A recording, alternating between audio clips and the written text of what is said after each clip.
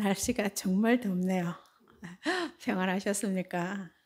오늘 또 우리가 호흡하면서 함께 예배드림이 은혜라고 고백하는 우리 모두에게 하나님의 말씀 가운데 함께 하시기를 바랍니다.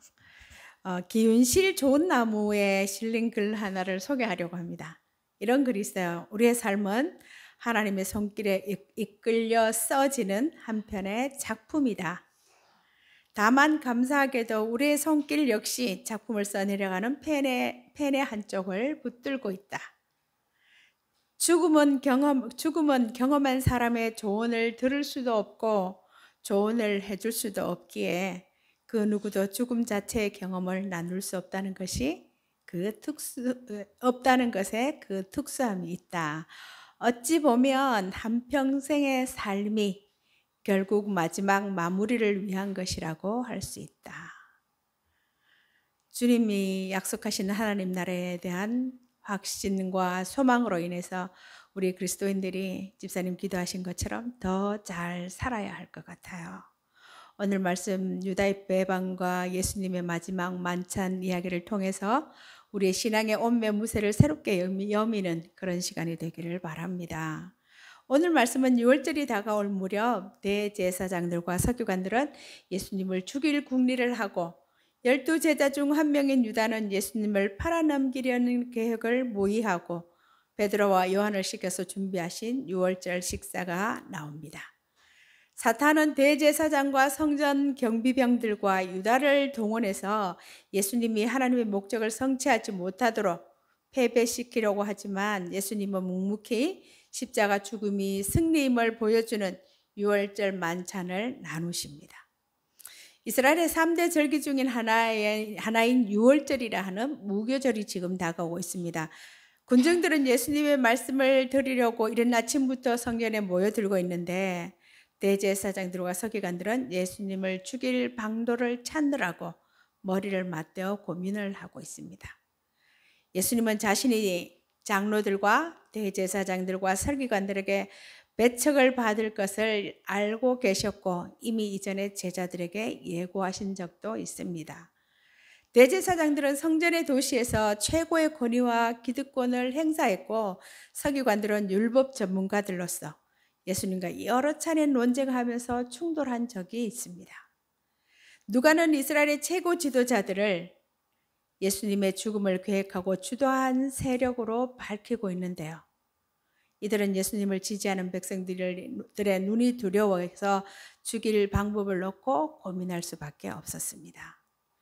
6월절과 무교절에는 예루살렘 인구보다 더 많은 유대인들이 예루살렘으로 몰려왔기 때문에 예수님을 은밀하게 체포하고 죽일 방법을 찾기가 쉽지 않았을 거예요.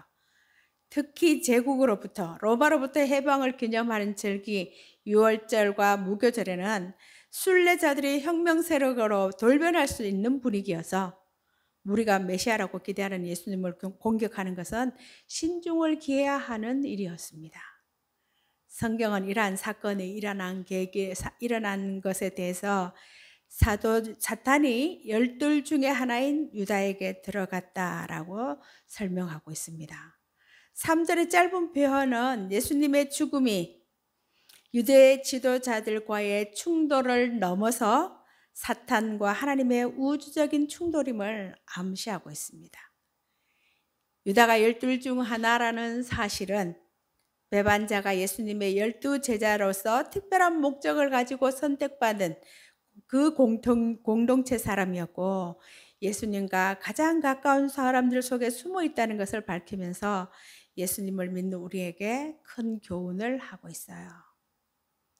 광야에서 3번이나 예수님을 시험해도 이기지 못해서 그의 지상 사역을 막지 못했던 사탄은 예수님의 가장 가까운 위치에 있는 제자를 이용해서 자신의 계획을 실현할 기회를 잡습니다. 사탄이 유대 지도자들의 큰 고민을 해결해 주었어요. 성경은 제자 중에 가룟 유다에게 사탄이 들어갔다고 전하면서 예수님이 싸우는 대상인 원수는 이방의 점령꾼이 아니라는 거예요. 대제사장이나 서기관 무리도 아니었고 예수님이 싸우는 대상은 하나님의 백성을 이용해서 이교도의 길을 걷게 하고 하나님 나라를 무력과 군사적 혁명을 통해서 이루려고 했던 그렇게 그 일을 그렇게 고수한 자 사탄이었습니다. 사탄은 하나님을 대적하는 자라는 자를 뜻하는데요. 성경에서 사탄에 대한 여러 가지 표현들이 나와 있습니다. 그 중에서 고소하는 자, 고발하는 자라고 표현하고 있습니다. 이처럼 사탄은 하나님 나라의 도래를 방해하기 위해서 사람들을 뒤에서 조종하는데 그 사탄이 가룟 유다에게 들어가서 가룟 유다를 조종하고 있다는 거죠. 5절에는 지금 사탄에게 속은 자들이 예수님을 넘겨줄 모의를 하면서 하나님과 그의 아들과 정반대의 목적이 실현되는 것으로 기뻐하고 있습니다. 하나님의 계획이, 그 아들 예수 그리스도의 계획이 이루어지는 그것이 실현되는 것을 기뻐하는 것이 아니라 그것과 정반대의 목적이 실현되는 것을 기뻐하고 있다는 거예요. 마가와 마태와 마찬가지로 누가도 유다가 돈을 받고 예수를 팔기로 약속하는 사실을 똑같이 언급하고 있는데요. 예수님을 죽이려는 대제사장들과 서기관들의 살해 음모는 집요했고 백성들의 반응을 고려해서 방책을 궁리할 만큼 주도 면밀했다는 거예요. 예수님을 제거하고 기득권을 유지할 수 있다면 시기와 방법은 문제가 되지 않았다는 거예요. 그들은 하나님의 분명한 뜻을 알았고 자신들의 악의가 적발되었는데도 악행을 멈추지 않았어요. 그들은 백성은 두려워했지만 하나님은 두려워하지 않았던 것입니다. 그들이 유지하고 싶었던 것은 제사장의 지위와 그것이 주는 특권이었을 뿐 하나님의 인정이 아니었어요. 하나님과의 관계가 아니라 백성들과의 원만한 관계, 그것을 통해서 로마의 인정을 받는 것이 자신들의 안정과 영화를 유지시켜 준다고 여겼던 것입니다. 여러분, 그들은 하나님 없이 자신들이 믿은 대로 살았어요. 지금도 하나님을 안다고 믿는다고 하면서도 이런 신앙 행태를 가진 사람들이 있습니다. 하나님의 약속과 이루심을 신뢰하면서 주어진 삶의 자리를 믿음으로 잘 지켜내는 우리 척곡교회 성도들이 되셔야 합니다. 우리에 대한 하나님의 목적을 소망하면서 오래 참고 기다림으로 약속의 말씀을 삶으로 확증하는 그런 성도들이 되시기 바라요. 사탄의 하수인으로서 불의한 종교 세력과 결탁해서 예수님을 죽이는 데 일조한 사람은 다름 아닌 12 중에 하나인 가룟 유다입니다. 그런 하나님의 아들 말보다 사탄의 말을 더 믿었고 예수님과 하나님 나라에 대해서 상의하지 않고 예수님을 제거하려는 자들과 상의하고 있어요. 이것은 결국 가룟 유다가 바란 것이 하나님 나라도 하나님의 영광도 아니었다는 것을 드러낸 것입니다. 7절에서 13절은 유월절 양을 잡을 무교절이 이르러 예수님이 베드로와 요한을 보내서 유월절을 준비하라고 하셔요. 이 말씀은 제자들이 유월절 만찬에서 가장 중요한 준비라고 할 수 있는 양을 잡거나 양을 먹는 내용을 언급하지 않았는데 이는 주의 만찬과 예수님에게 초점을 맞추기 위함이라고 말하고 있습니다. 여러분, 누가가 유월절 식사를 이렇게 자세히 서술하는 목적이 무엇일까요? 주의 만찬은 초기 기독교에서 가장 중요한 의식이고 예배이고 예수 그리스도의 정체성과 행위를 담는 것이었어요. 유월절은 하루, 성경에 있는 대로는 니산월 14일, 이스라엘 달력으로는 정월 14일, 1월 14일이고요. 무교절은 한 주간, 15일부터 21일까지 한 주간 동안 지키는 절기로서 이집트로부터 해방을 기념하는 유대 최대 절기죠. 유월절은 이집트에서 해방하신 예수님의 구원 행위를 기념했고 무교절, 누룩 없는 빵을 먹는 절개는 애굽에서 탈출 전날 밤에 누룩 없는 빵 먹던 것을 기념했습니다. 유대 교회사에 의하면 유월절과 무교절은 원래 따로 지켰지만 포로기 이후에 합쳐져서 유월절 또는 무교절이라고 불렀다고 해요. 이런 의미에서 유월절은 무교절 첫날이기도 합니다. 출애굽의 은혜를 기억하고 감사하는 유월절을 앞두고 종교 지도자들은 예수님을 죽일 일을 도모했지만 예수님은 유월절 어린 양으로서 자기 죽음을 준비하고 계셔요. 예루살렘으로 입성하실 때 나귀를 준비하신 것처럼 유월절 만찬 자리를 예수님이 준비하셨습니다. 예수님의 죽음은 단지 종교 지도자들의 간교한 계략이나 유다 배신의 결과가 아니라 예수님이 선수 주도하시고 이루신 일이라는 것입니다. 그것이 아버지의 뜻이고 생명을 살리는 길이었기 때문입니다. 저와 여러분을 향한 주님의 사랑 때문이었어요. 또한 베드로와 요한 그리고 무명의 사람 집주인의 순전한 순종과 아낌없는 헌신을 통해서 유월절 만찬이 준비됩니다. 불의와 탐욕에 빠져 예수를 넘겨줄 기회를 찾는 유다와 달리 이들은 언제든 주의 말씀에 순종할 준비가 되어 있는 사람들이에요. 여러분, 이것이 이 시간 예배하는 우리 모두의 모습이어야 합니다. 영적 전쟁터에서 주의 뜻을 따르는 자의 삶은 어떠해야 할까요? 오늘 말씀에는 어떻게 하면 영적 전쟁터에서 살아가는 성도들이 환경과 상관없이 신앙 여정을 잘 걸을 수 있는지 묻고 있습니다. 먼저는 영적 전쟁을 인식해야 한다고 말씀합니다. 하나님 나라를 회복하는 예수님의 사역은 영적 전쟁이에요. 적은 늘 가까이 있었고 복음이 제시될 때마다 충돌했습니다. 그분을 따르는 제자의 삶, 우리도 마찬가지예요. 하나님의 통치 속에 깊이 거할수록 세상과의 싸움과 강도가 커질 거라는 것입니다. 우리가 이 점을 인식하고 살아야 한다는 것이에요. 예수님을 주로 믿는 그리스도인들에게 갈등과 고민, 어려움과 역경은 새삼스러운 일이 아니라는 것입니다. 다음으로 영적 전쟁터에서 주의 뜻을 따르는 우리에게 필요한 것은 늘 우리의 신앙 동기를 점검해야 한다는 것입니다. 유다가 사탄에게 예수님을 판 것은 돈과 관련이 있어요. 어쩌면 그가 예수님을 따른 것도 세상 욕심과 무관치 않을 거라고 해석합니다. 여러분, 눈과 마음을 흐리게 하지 말고 주님을 따르는 동기를 분별해야 합니다. 그게 생명의 길이에요. 약삭 빠르게 이익을 재지 말고 신앙의 순수함을 잃지 않기를 바랍니다. 여러분, 유다가 예수님을 배반했어요. 곧 예수님의 죽음과 순환과 죽음이 곧 있을 것인데 그분은 개의치 않고 유월절 만찬을 준비합니다. 구원을 향한 하나님의 길을 흔들림 없이 걸어가셨어요. 환경보다 자기 삶보다 아버지 뜻을 더 중시하시는 예수님을 오늘 우리가 봅니다. 여러분, 영적 전쟁의 삶에서 묵묵히 주님을 따르는 이런 우직함을 우리 모두가 이 시간 예배하는 우리 모두가 가지시기를 바랍니다.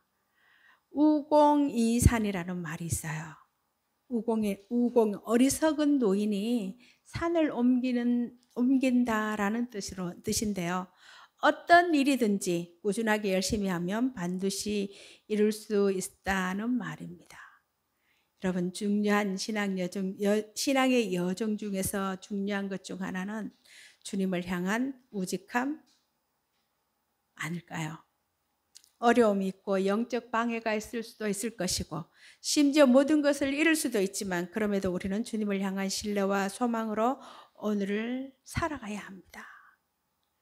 여러분, 바른 생각과 동기로 초점을 놓치지 말고 서로 합력하여서 서로 격려하며 믿음의 길을 잘 걸어가는 우리 성도들 되시기 바라요.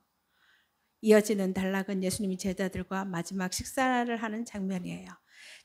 예수님이 제자들과 함께 유월절 식사를 하시면서 식사 전통에 따라서 예수님이 잔과 빵을 나누십니다. 유월절 식사를 통해 예수님은 그의 죽음이 어떤 의미인지를 알려주시고 하나님 나라의 현재성과 미래성을 가르쳐 주시는 거예요. 여러분, 우리가 길을 가다가 사람을 만나면, 좀 친한 사람을 만나면 아니더라도 자주 하는 말이 있어요. 밥 한번 먹읍시다. 아닌가요? 우리 밥 한번 먹어요. 아무나 밥 먹자고 하지는 않죠. 밥을 먹는다는 것은 친밀감을 나타내는 것이기에 예수님은 가장 친밀한 식사를 나누는 자 중에서 배반자가 나올 것을 예고하셔요. 예수님은 고난받기 전에 제자들과 함께 유월절 식사를 나누기를 간절히 바라셨고요. 이 유월절이 하나님 나라에서 성취될 때까지는 다시 먹지 않을 것이라는 말씀을 하셔요. 이것은 이 유월절의 성취자가 하나님이시라는 의미이고, 여기서 하나님 나라는 미래에 완성될 하나님 나라를 의미합니다. 그때 다시 먹을 거라고 하는 거죠. 여러분, 유월절의 완성을 가리키는 완전한 해방과 자유는 예수님의 재림으로 실현될 것입니다. 그때 하나님 나라는 완성되고 예수님은 제자들과 함께 다시 완성될 유월절 만찬을 가지게 될 것이고, 감사하게도 감격스럽게도 우리 모두가 그 자리에 있을 것입니다. 그 자리에 있어야 해요. 유월절 식사는 죄사함, 그의 백성을 구하기 위해서 하나님께서 야훼께로 돌아오심, 문자 그대로 은유적 의미로, 문자적 그대로나 은유적 의미로나 파라오에 대한 예수님의 하나님의 승리를 상징합니다. 이 식사는 이스라엘의 하나님이 곧 왕이 되실 것이라는 것을 말하는 식사고요. 예수님의 유월절 식사는 하나님 나라 운동을 그 절정으로 가져다 주는 일이었어요.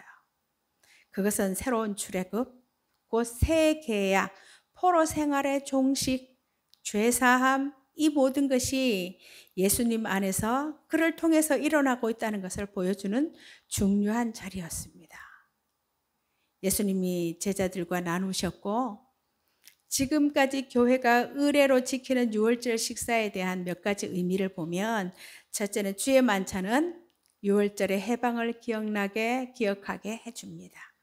교회는 이스라엘이 경험했던 것처럼 속박 가운데 있는 사람들이 오직 예수님의 죽음과 부활을 통해서 죄와 사망에서 생명으로 자유와 해방을 얻을 수 있음을 고백하게 하고, 둘째는 교회는 유월절 식사가 혼자 먹는 식사가 아니라 가족의 식사였음을 기억해야 합니다. 사도들은 지금 예수님과 함께 만찬 자리에 앉았고, 하나님 나라가 완성될 때에도 그 공동체 식사를 하게 될 거예요. 여러분, 교회는 가족이에요. 유기체의 한 몸입니다. 예수님의 고난과 죽음은 성도들을 새롭게 태어나게 할 뿐만 아니라 교회의 결속력을 강화시켜주는 일이에요. 우리 촉국교회가 주님과 우리 모든 성도들이 한 몸을 이루는 교회가 되기를 늘 기도합니다. 셋째로, 주의 만찬은 과거에 일어난 예수님의 죽음을 기억하는 동시에 미래 재림의 식사를 소망하는 자리예요.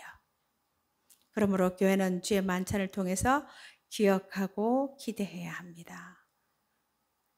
여러분, 성도들은 이미 실현되었지만 아직 완성되지 않은 하나님 나라에서, 다시 말하면 지금 발딛고 사는 이 땅에서 주의 십자가 은혜를 기억하는 동시에 완성될 하나님 나라에서 누릴 그런 환희를 소망하는 사람들이어야 해요. 그것을 삶으로 드러내 보여주는 사람이어야 합니다. 이스라엘 백성은 이미 오랜 시간 유월절을 반복해왔고, 유월절 식사를 반복함으로써 과거의 해방 사건을 기억했습니다. 아무 힘도 없는 그들이 노예 상태에서 오직 하나님의 긍휼로 해방을 얻었다는 사실을 기억했습니다.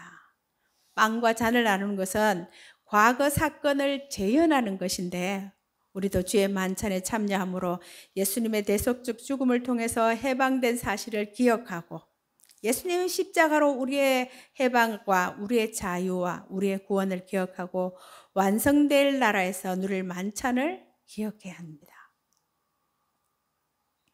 만찬에서 나눈 빵과 잔은 예수님의 죽음이 제자들을 위한 희생임을 의미합니다. 유월절 사건에서 어린 양이 이스라엘 백성을 대신해서 죽었고 예수님은 제자들의 죄 용서와 하나님과의 언약 관계를 위해서 피를 흘리셨습니다.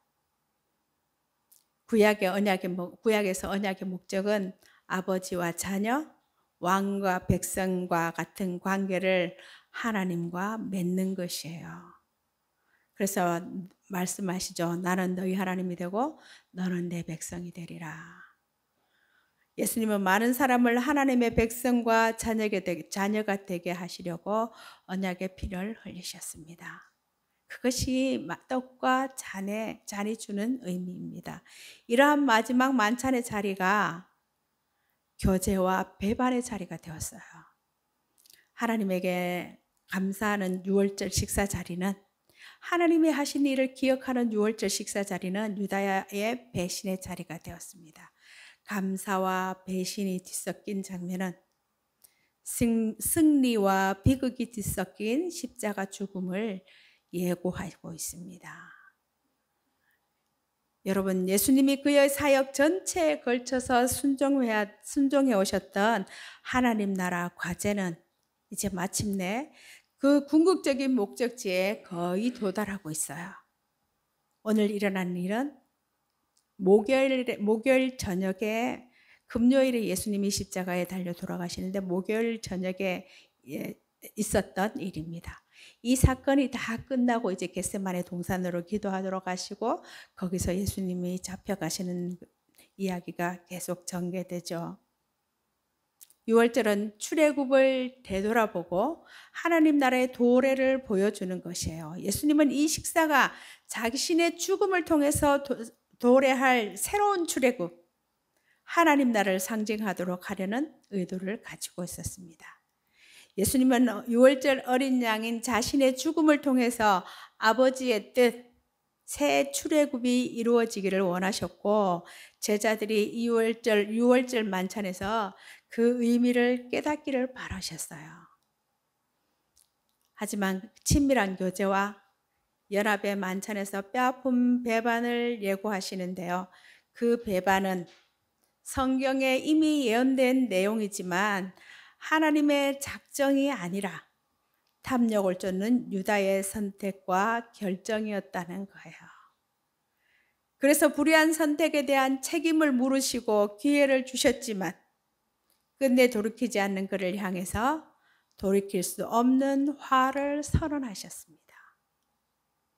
예수님은 유월절 만찬이 아버지 나라에서 이루어지기까지 다시는 없을 것이라고 예고하시면서 이 만찬은 출애굽의 역사를 기념할 뿐만 아니라 새 출애굽의 그 역사를 이룰 십자가의 죽음과 부활을 내다보게 해주는 것이었어요. 더 나아가 하나님 나라가 완성될 날 누리게 될 영원한 메시아 잔치를 소망하게 해주는 것입니다. 우리가 행하는 성만찬과 그 만찬이 의미하는 연합과 감사, 교제와 헌신은 그 나라를 맛보며 누리게 하는 일이에요. 이스라엘이 유월절 어린 양의 희생을 통해서 출애굽한 후 언약의 피를 통해 하나님과 언약을 체결한 것처럼 예수님은 자신의 죽음을 통해서 새 출애굽과 새 언약을 이루시고 새 이스라엘을 이 땅에 세우셨습니다. 교회를 세우셨어요. 여러분, 예수님의 몸된 교회인 우리는 예수님과 성령으로 연합해서 거룩한 백성과 제사장 나라로 주님을 대신하여 가시적으로 드러내며 살아가야 할 책임이 있습니다. 우리의 삶이 그것을 보여주어야 해요. 하나님은 십자가에 돌아가신 예수님을 3일 만에 부활시키심으로 예수님을 화목제물로 인정해 주셨어요. 하나님이 예수님의 죽음을 받아들이셔서 대속의 죽음을 받아들이셨다는 것입니다. 그 얘기들은 레위기에 제사 드리면서 제사장이 했던 그런 많은 이야기들이 그것을 이야기해 줍니다. 그래서 우리가 예수님을 통한 죄사함으로 하나님과 관계가 회복될 수 있게 되었던 것입니다. 여러분, 이런 말씀의 약속을 굳게 잡고 확신하면서 이 한 주간도 말씀에 엿대어서 하나님 나라의 삶을 살아가는 우리 성도들 되시기를 간절히 바랍니다. 하나님 지금도 살아계시고 우리와 함께 계십니다. 기도하겠습니다.